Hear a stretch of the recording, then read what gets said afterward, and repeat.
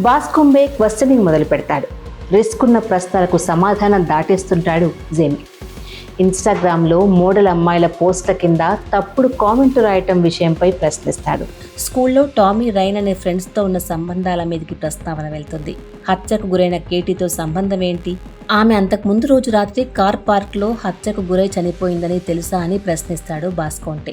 తను గత రాత్రి కేటీతో కలవలేదని బొంకేస్తాడు జెమీ. కానీ బాస్కొంటే సాక్ష్యాధారాలను ఒక్కొక్కటి ముందుకు తెస్తాడు.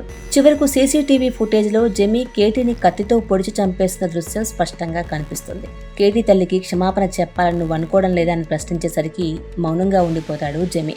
ఆ తండ్రికి అదో పెద్ద షాక్. కొడుకు తండ్రిని తాకబోతాడు. కానీ అసహ్యంగా కొంచెం ఎడంగా జరుగుతాడు ఎడ్డీ. కానీ అంతలోనే జెమీని కావలించుకుని తనివి తీరా ఏడుస్తాడు ఎడ్డీ. హంతకుడైనా కొడుకే కదా. ఈ విచారణ పూర్తవడానికి 18 నెలల టైం పడుతుంది.